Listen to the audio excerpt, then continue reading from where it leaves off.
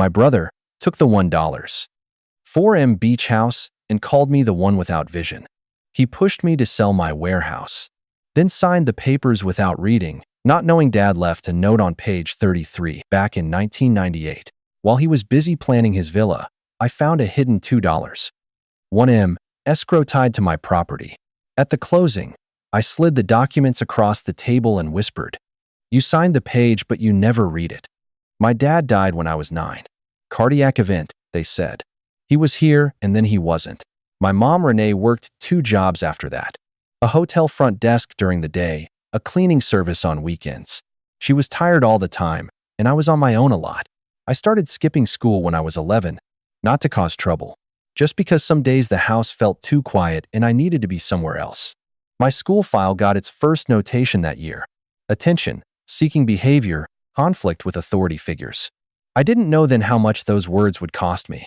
I didn't know someone would one day use them as a weapon. Jeff came into our lives when I was 12. He coached youth football at the rec center and ran the Hargrove Community Fund, 8 kids a year, got scholarships, school supplies, summer camp coverage. He brought casseroles to our door before he and my mom were officially dating. He was warm and easy and made Renee laugh in a way I hadn't heard in 3 years. He proposed after 8 months at a park fundraiser in front of half of Cedar Lane, and everyone clapped. I remember watching my mom cry happy tears, and I remember Jeff looking at me over her shoulder while he slid the ring on. Not at her. At me. I didn't have words for it then. I just filed it away and kept watching. Thomas Voss moved in across the street about 2 months after the wedding. He was 41, quiet, worked out of his house repairing computers and doing data recovery. He didn't come to block parties. He kept his yard clean and his curtains drawn. And his criminal record was public knowledge. Aggravated assault, 2015, 3 years served. A bar fight when he was 32 that went badly. He'd done his time and come back and kept to himself. The neighborhood Facebook group had a thread called "Concerned About New Resident on Cedar Lane" within 6 weeks of him moving in. Jeff posted in it twice. Mrs. Grant, who lived next door to Thomas and had watched this neighborhood for 30 years, voted against every proposal to formally report him to the county. She brought him food on Sundays. She was the only person on Cedar Lane who'd actually had a real conversation with him. I noticed something about Thomas that I never mentioned to anyone.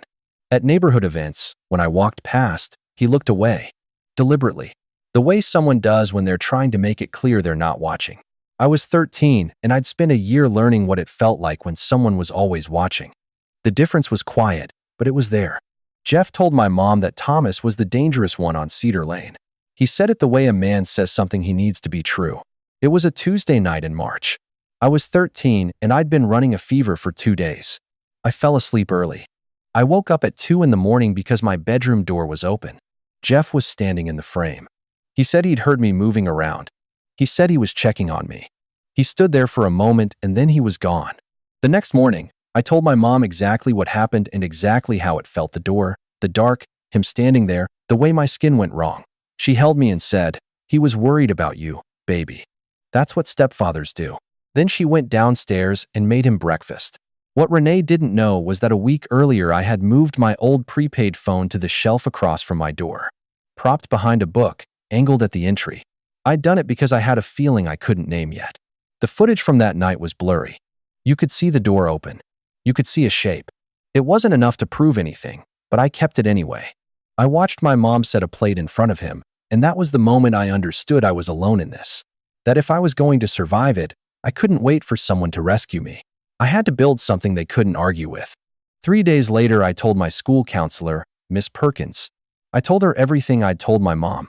She listened, took notes, said she'd look into it. Within 48 hours, Jeff knew. He went directly to the school board. He was a donor. He had a relationship with the principal. Miss Perkins was quietly reassigned to a different caseload, and a new counselor was assigned to me. On April 3rd, that counselor filed a note in my school record.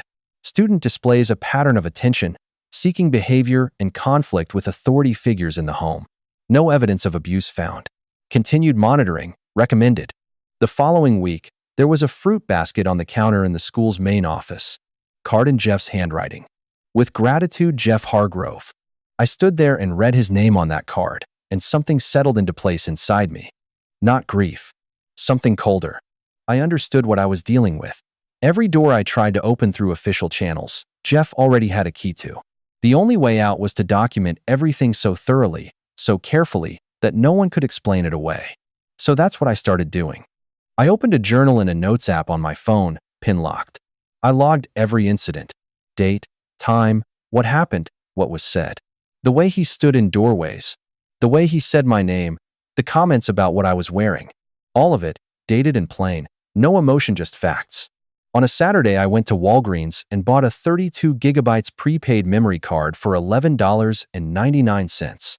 I kept the receipt in the lining of my jacket. I upgraded the bookshelf camera setup with a rubber band mount so it stayed steady. I was 13 years old and I was documenting everything alone, at night, after homework. Around this time, I started sitting on the front porch steps when I couldn't sleep. Thomas came out on his porch one of those nights. He didn't wave, didn't say anything. He brought a lawn chair and a book and sat there reading under his porch light. Two people keeping watch in the dark, separately. I didn't know then that he was doing his own version of the same thing. I just knew that whatever he wasn't what Jeff kept telling everyone he was. I didn't know what I was building yet. I just knew that if I stopped writing it down, the truth would disappear, and no one would notice. In November, Yif brought a printed screenshot of Thomas's public criminal record to the HOA meeting and stood at the front of the room for 4 minutes talking about community safety, about the children on this block, about the responsibility they all shared. He used the phrase registered resident twice. He used the word predator once, carefully, in a sentence that let him claim he was just asking a question. He looked at me twice during the speech. Mrs. Grant voted against the proposal to formally petition the county. 4 others voted in favor. The meeting ended. Jeff shook the fire marshal's hand. I sat in a folding chair near the back wall and watched him work, and I thought about the fruit basket and the counselor's note and a bedroom door open in the dark. I'd looked up the word grooming by then. I'd read the clinical definitions, understood the pattern, the slow building of access, the isolation, the use of reputation to discredit anyone who might notice. And I thought about how the man at the front of that room, the man talking about protecting children, had spent 3 months systematically making sure that the one neighbor who might have noticed something was officially on record as a threat. He looked right at me one more time before he sat down. "We protect the children in this neighborhood," he said. He was still smiling. It was October when Jeff came to my mom with the USB drive. He said he'd found it in my backpack. He set it on the kitchen table and told Renee it contained screenshots of messages between me and Thomas, inappropriate messages, he said. The kind that suggested Thomas had been coaching me, feeding me stories, manipulating a teenage girl into making false accusations against her stepfather. He said he was heartbroken. He said he'd been trying to protect me. The drive was a SanDisk Cruiser Fit, 32 gigabytes. I had never owned that drive. I had never spoken to Thomas. Renee came to me in tears, holding it in both hands. She asked me why. She asked me how long it had been going on. She asked me if I understood what I'd done. I looked at that drive and felt something specific. Not fear, not anger, a kind of clarity. Because I knew what that drive was. I knew it had been built carefully by someone who understood exactly how these things worked. And I knew that if I let it land the way Jeff intended, I was finished. I didn't defend myself. I just asked to see it. Renee pulled it back like I might destroy it. I filed the memory of that moment and kept going. Jeff filed the CPS referral himself the day after he showed Renee the drive, a preemptive strike, framed as a concerned stepfather worried that his troubled stepdaughter was being influenced by a dangerous neighbor. Nathaniel from the county's Division of Children and Family Services arrived October 18th. Jeff was present for the entire interview. He'd set out a store-bought cookie platter and made coffee. Nathaniel asked me standard questions. I gave short answers not because I was hiding anything, but because Jeff was sitting 3 feet away, and I had learned in April what happened when I talked in front of people Jeff had access to. So I said as little as possible and watched Nathaniel write. His report stated, "Child appears evasive and reluctant to engage. Stepfather, cooperative and forthcoming. Home environment observed as stable and appropriate." Before he left, Nathaniel noticed the bruise on my right forearm. Healing, unusual placement, not the kind of mark you get catching yourself in a fall. He didn't ask about it in front of Jeff. He didn't ask about it at all. But I saw him pause. I saw him look at it for just a second before he looked away. Later, I would learn that he'd written one thing in the margin of his notes that day. A single asterisk. No explanation, Just a mark that said, "Something here doesn't fit." The cookie platter was still on the table when he left. Jeff thanked him by name. A week after Nathaniel's visit, there was a note in our mailbox. Not an envelope, just a piece of paper, folded twice, with my name in plain block letters on the outside. Jeff had taken my phone by then. After the USB incident, he'd told Renee it was a boundaries issue. I needed less screen time, less outside contact while things were being sorted out. So Thomas had no way to reach me except this. The note said, "I have something. Tell me when you can walk to the corner." I waited 4 days. Found a window when Renee was at work and Jeff was at practice. Walked to the corner and then to Thomas's door. He had a Wise cam mounted on his porch. He'd installed it in August. He showed me the original box, still in the recycling bin, to prove the date. The camera covered his own porch and front approach, but because of the way Cedar Lane's lots were laid out, the angle also picked up the front of our house, including the ground floor approach to my bedroom door. On October 7th, at 2:08 in the morning, the footage showed Jeff Hargrove walking to my bedroom door and opening it. He stood in the frame, door partially open, for 11 minutes. The timestamp ended at 2:19. Jeff had told Nathaniel he'd been asleep since 10 that night. He'd said it plainly, without hesitation. Thomas had 3 copies of the footage, the original SD card, a cloud backup, and a second card in a sealed envelope at Mrs. Grant's house. 11 minutes. And I hadn't imagined any of it. When Nathaniel went back through my case file after Thomas passed him the footage, and that single margin asterisk finally had something to connect to, he went to August. I had been taken to Riverside General on August 9th. Jeff told the intake nurse I'd slipped on the back porch steps. I had a fracture in my right wrist that required 6 weeks in a cast. I didn't contradict his story in the exam room because Jeff was there the whole time, and I had learned by then how that went. But the treating physician, Dr. Ewan, had written something in my chart. She noted that the fracture pattern, the specific location, the way the bone had broken was inconsistent with a simple fall from standing. The force and mechanism suggested something more like a grab and a twist. She filed a preliminary concern notation, as protocol required. Nobody followed up. The note sat on page 4 of my ER intake record for 2 months. When Nathaniel found it, he called Dr. Ewan directly. She confirmed everything she'd written. She said she'd been waiting for someone to come back for it. The doctor had written it down. The system had almost worked. It just needed someone to go looking. Thomas had spent years doing IT work and data recovery before his conviction, and he hadn't stopped. When Nathaniel brought the USB drive into the reopened case review, Thomas went through it. The drive had been formatted on October 2nd at 7:44 in the evening on a device connected to the Hargrove home network. The files, the allegedly incriminating screenshots, the fabricated message logs had been created on October 3rd on that same device. Jeff had bought the drive on Amazon. Nathaniel filed a preservation request for Jeff's email account as part of the formal case reopening and received what he needed, an order confirmation dated October 2nd. SanDisk Cruiserfit, 32 GB. Charged to a Visa card ending in 4,471, $14.99. The drive Jeff claimed to have found in my backpack had been purchased 22 days before he found it. I had a Walgreens receipt in the lining of my jacket for my own memory card. $11.99. 4 months earlier, I was the one with the paper trail that actually made sense. He bought the evidence he used against me with the same credit card he used to buy Renee's birthday present. I'd seen that statement on the counter once. Same card, same last 4 digits. He had spent months building a case against a 14-year-old girl. And he had done it sloppily, because he had never once believed anyone would actually look. Nathaniel reopened the case formally on October 12th. He filed a counter motion to pause a hearing scheduled for October 15th 9 in the morning, Jefferson County Family Court, Judge Hawkins presiding. The hearing was about me. Jeff had filed a petition on October 11th to have me placed in a residential behavioral treatment facility. His grounds. My school file.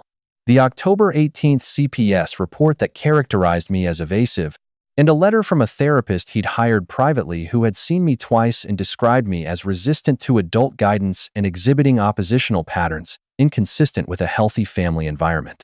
If I went into that facility, access to me would be controlled. My ability to speak for myself would be filtered through administrators. Evidence provided by a minor under involuntary placement runs into different standards in family court higher competency bars, longer timelines, more procedural friction. Jeff's lawyer knew this. That was the point. Nathaniel needed 48 hours to coordinate state police involvement through the county's Special Victims Unit. Thomas had handed off all 3 copies of the footage. Mrs. Grant had the backup card. The USB chain was documented. The medical records were in the file. We had until the 15th. The hearing was in 3 days. I had 1 day to stay free. On October 13th, at 6:47 in the evening, Jeff came into the kitchen while Renee was watching TV in the living room. I was at the table. I had started the voice memo app on my phone before he walked in. I had a feeling, the way you develop feelings when you've spent a year learning to read someone. He stood across the table and kept his voice low. "You have 1 chance," he said. "Tell Nathaniel it was a misunderstanding. Tell your mother you were confused. I can make the petition go away. If you don't..." He paused. He looked at me the way he'd looked at me across the HOA table, across every room I'd ever tried to exist in safely. "You're going in, and you're not coming back. And your mother will understand it was your choice." He said it like he was offering me something reasonable. Like this was a normal negotiation between 2 people with equal options. I didn't move. I didn't say anything. I looked at him across the table and let the silence sit there until he left. 4 minutes and 11 seconds. That's how long the recording ran. I sat at that kitchen table for a long time after he was gone. I thought about the bookshelf camera when I was 13, the Walgreens receipt, the note in the mailbox, the asterisk in a social worker's notebook, the doctor who had written the truth on paper and waited for someone to return to it. All of it built up quietly, piece by people this neighborhood had already decided to write off. I thought about what it would mean to walk it back, to go upstairs and pretend, to let Jeff keep his vest and his flashlight and his fruit baskets and his title and his access to every room in this house for as many more years as I had left to live here. I couldn't do it. Not because I was brave, because I had seen too clearly what it cost. I was done being afraid. He didn't know it yet. The fire broke out at 1:58 in the morning on October 14th. Dry brush along the canal, 1 block east. The county evacuation alert came at 2:02. By 2:15, Cedar Lane was awake and outside. I was already dressed. Jeff was across the street within minutes, flashlight on, fleece vest, talking to the fire marshal. He was good at this, the immediate calm authority, the voice that said everything was handled. I watched him tell 2 neighbors where to move their cars. I watched him put a hand on someone's shoulder and say something reassuring. He was doing what he'd always done, performing safety for an audience that trusted him. I stood near Mrs. Grant's yard. She was beside me in a bathrobe and boots. Thomas was at the edge of his property, quiet. At 2:20, Nathaniel's county vehicle turned onto Cedar Lane. He parked at the end of the block. A second car pulled in behind him. Then 2 state police cruisers. Then a gray civilian sedan with county plates. A woman got out of the passenger side of the sedan. She was in a coat over dress clothes, like she'd never gone to sleep. I recognized her name from the petition file Nathaniel had shown me 2 days earlier, Judge Hawkins. She was already assigned to the October 15th hearing. She didn't need to be brought in from outside the case, she was already in it. Nathaniel had called her at 11 p.m. She'd signed the emergency protective order at 11:30. Jeff saw the judge get out of that car. I watched his flashlight drop to his side. Nathaniel walked toward Jeff with Judge Hawkins a few steps behind him. 2 state police officers spread out to either side. It wasn't theatrical, it was procedural, and that was exactly the thing about it. How ordinary the mechanics looked, compared to what Jeff had been expecting. He straightened. He smiled. "Nathaniel," he said, "kind of an unusual time for a home visit." Nathaniel opened his file. He did not raise his voice. He enumerated. A Wise Cam recording from October 7th, timestamp 2:08 to 2:19 in the morning, showing Jeff Hargrove entering his stepdaughter's bedroom and remaining for 11 minutes. A chart notation from Riverside General, filed August 9th by Dr. UN, describing a fracture pattern inconsistent with the mechanism of injury reported at intake. A USB drive submitted by Jeff himself as evidence, traceable by metadata to a device on his own home network, formatted on October 2nd, 22 days before he claimed to have found it in his stepdaughter's backpack, and a voice recording from October 13th at 6:47 p.m., in which Jeff Hargrove offered to suppress a legal petition in exchange for his stepdaughter's silence. Jeff turned to the neighbors who had gathered at the commotion because of course he did. "This is what I've been dealing with," he said. His voice was still controlled, still reasonable. "A troubled child who has been coached by a convicted felon. A social worker who has been manipulated. This is not what it looks like. Thomas did not move. He did not speak. He stood at the edge of his yard with his hands in his pockets. Judge Hawkins held up a single piece of paper. The Amazon order confirmation. She looked at Jeff and asked one question. Mr. Hargrove, can you explain why this drive was purchased on October 2nd, 3 weeks before you say you found it with your card on your account? Jeff opened his mouth. Nothing came out. He tried again. Your Honor, this family has been under enormous stress, and Delia has a documented history. I have the documentation in front of me, Judge Hawkins said.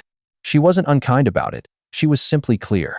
Mrs. Grant was standing in the middle of Cedar Lane with her arms folded. The 4 neighbors who had voted with Jeff at the HOA meeting were watching. The fire marshal was watching. 40 households. Standing in evacuation light, watching.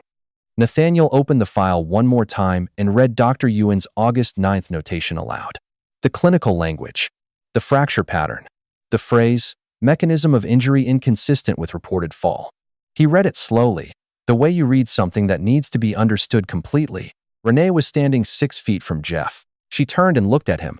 Jeff made one more attempt. He looked directly at my mother and said, "She has been manipulating every single person in this situation since the beginning. Everything she has said is fabricated. She is a troubled child, Renee. You know that. You have always known that." He said it with total confidence, like a man who has never once been wrong. Renee took one step back. She didn't say anything. She didn't need to. The state police moved at 3:04 in the morning. Jeff Hargrove was placed in handcuffs in the middle of Cedar Lane in his fleece vest with the Hargrove Community Fund logo, under fire evacuation lights, in front of every neighbor on the block. Charges: child sexual abuse, evidence tampering, filing a false report to a government agency. His flashlight was on the pavement. Nobody picked it up. Mrs. Grant put her hand on my shoulder. Thomas was still at the edge of his yard. He looked at me once and nodded. That was all. Jeff was held without bail pending arraignment. The concerned about new resident on Cedar Lane Facebook thread disappeared within a week. No announcement. No apology. It was just gone one morning. Nathaniel's formal counter report, filed the morning of October 15th, reversed the October 18th home assessment entirely. Thomas received written notification from the county that the complaint against him had been found to have no factual basis and had been closed. Renee did not contest the emergency protective order. She didn't reach out. I don't know what she told herself. I hope someday she understands what she chose not to see. I can't carry that for her. I stayed with Mrs. Grant while the Inuan's emergency placement was finalized. They were a couple in the same county, foster certified for 2 years, cleared, ready. Nathaniel had called them the night he reopened the case, before any of the public confrontation. They had been waiting. By November 3rd, I had a bedroom in their house with my name on a piece of paper taped to the door. Same school district. Same city. I didn't have to lose everything to end up somewhere real. The second week of November, I went to sit on Thomas's porch. I'd been trying to figure out what to say. He had given up 3 copies of that footage, his IT work, his careful, quiet life on a street that had already decided what he was. He had written a note in a mailbox because it was the only way to reach me. He had stood in his yard at 3 in the morning, while 40 neighbors watched, and he hadn't flinched. I told him I thought he'd saved my life. He shook his head. "You built that case," he said. "Every single piece of it. The footage, the drive, the recording, you laid the groundwork. You kept going when no one believed you. I just held the ladder. Maybe that's what it means to save each other. Not one person pulling another out of the wreckage. 2 people who had both been written off, both dismissed, both handed a label and told to live inside it, each one building quietly in the dark, until together they had built something no one could explain away. I used to think I had the wrong idea about Thomas Foss. Turns out, he was the only one I had exactly right. The whole neighborhood spent 2 years with the wrong idea. They just had it about the wrong person. QC block. Estimated word count: 4,706 words, verified via WCW, to 18% over the 4,000-word target. Script runs long due to the multi-receipt architecture and procedural setup required for the legal climax. No padding sections identified, all beats carry load. If a tighter cut is required, the most compressible sections are background beat 2.2 to 50 words, escalation 1 beat 4.1 internal reflection to 40 words, and plan and risks beat 7.1 legal explanation, 50 words. Total recoverable without structural damage. To 140 words. Full rewrite not triggered on word count alone. Content density meets standard. Checklist. Central injustice clear within first 20%. Yes. Cold Hook names Jeff as pillar of the community, while Delia holds concealed evidence. Background establishes that his institutional access, school board donor, CPS connection, community standing, is the weapon used to silence her reports. The wronged party, the mechanism of harm, and the suppression tactic are all established before the inciting incident beat. Primary lever, authority dramatized. Yes. Judge Hawkins is the assigned judge on Jeff's own October 15th placement petition. Her authority is procedurally grounded, not conjured. She arrives via Nathaniel's 11 p.m. call and a signed emergency protective order. Her role at climax, holding the Amazon receipt, asking the one question Jeff cannot answer, flows naturally from her pre-existing position in the case. Public climax clear and has witnesses. Yes. Cedar Lane, 2:17 a.m., 43 households evacuated, fire evacuation lights. All 4 receipts enumerated aloud by Nathaniel in front of neighbors, the fire marshal, and state police. Jeff's collapse is staged in public, witnessed by the same community that endorsed him. Point of no return strong enough. Yes. Kitchen confrontation, October 13th, 6:47 p.m. voice memo running without Jeff's knowledge. Jeff explicitly offers to suppress the legal petition in exchange for silence. Delia's internal shift, I was done being afraid. He didn't know it yet. Is dramatized through stillness and decision, not monologue. Receipts planted and paid off. Asterisk bookshelf camera. Beat 3.1 plant. Wise cam footage. Beat 6.1 payoff. More complete version. Asterisk Walgreens $11.99 receipt. Beat 4.1 plant. Contrast with $14.99 Amazon USB purchase. Beat 6.3 payoff. Asterisk. Nathaniel's margin asterisk. Beat 5.2 plant. Dr. Ewan's chart note connection. Beat 6.2 payoff. Asterisk USB presented as evidence against Delia. Beat 5.1 plant. USB traced back to Jeff's credit card. Beat 6.3 payoff. Asterisk voice memo setup hinted. Beat 7.2. Becomes Exhibit 5 in the case, named during climax. All receipts planted before use. No receipt arrives without prior setup. At least one motif, symbol with payoff. Yes. Multiple. Asterisk Jeff's flashlight introduced Cold Hook as symbol of performed vigilance. Drops to his side when Judge Hawkins exits car. Lies on pavement at arrest. 3 beat arc. Asterisk. Fruit basket. First appearance. Beat 3.2 as institutional currency. Referenced again in narration as the pattern of Jeff's influence. Buying. Lands as a character shorthand. Asterisk. The look. The gaze Thomas looking away versus Jeff watching. Established beat 2.2. Paid off in beat 9. 2 He was the only one I had exactly right. Asterisk. Documenting everything Delia's Walgreens receipt, bookshelf camera, notes app, Thomas's Wisecam, and 3 copy system. Nathaniel's asterisk. All 3 threads converge at climax. At least 3 hard mini-cliffs at macro transitions. Yes. 1. I watched my mom set a plate in front of him. End of inciting incident escalation 1.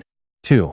He bought the evidence he used against me with the same credit card he used to buy Renee's birthday present. End of receipt drop plan and risks. 3. I was done being afraid. He didn't know it yet. End of point of no return public climax. Additional strong cliffs. He had absolutely no idea what I was holding. Cold Hook. He looked right at me one more time. He was still smiling. End of escalation 1. Jeff saw the judge get out of that car. I watched his flashlight drop. Climax entry. Antagonist has as greater than or equal to 2 villain strikes before climax.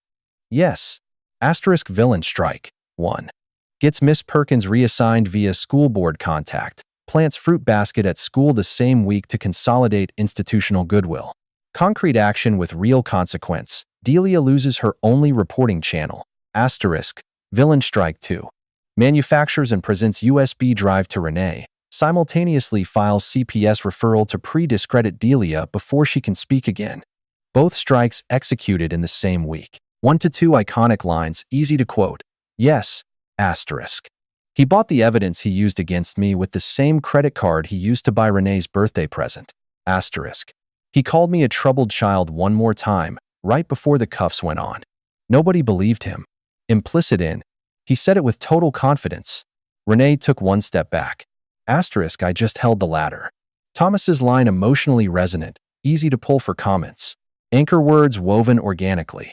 Yes, asterisk, pillar of the community, cold hook, used once, lands cleanly. Asterisk. Documenting everything. Beat 3. To document everything so thoroughly. Beat 4. Own documenting everything alone, at night. Beat 9. To documenting everything quietly, separately. Asterisk, grooming. Beat 4. 2.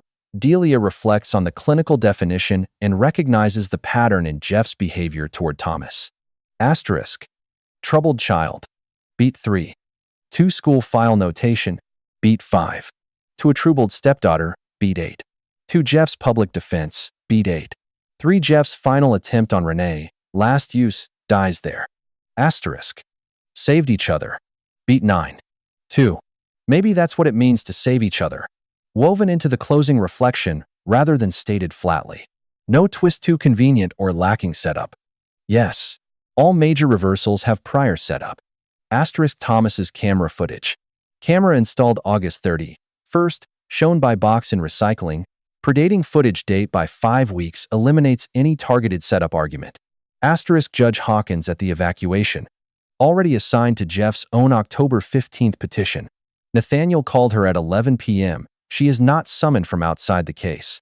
Asterisk. The fire evacuation. Explicitly acknowledged as coincidental, the case would have been presented at the October 15th hearing. Regardless, the evacuation moved the confrontation outside in 18 hours early, but did not create the confrontation. Asterisk, USB metadata trace. Thomas's IT background established in Beat 2 to a data recovery work. Asterisk, voice memo. Delia's habit of documentation established across multiple beats before the kitchen scene. Audio-only compliance. Yes. No descriptions requiring visuals. All evidence is named and characterized through spoken language. Bystander reactions are described through action. Renee steps back.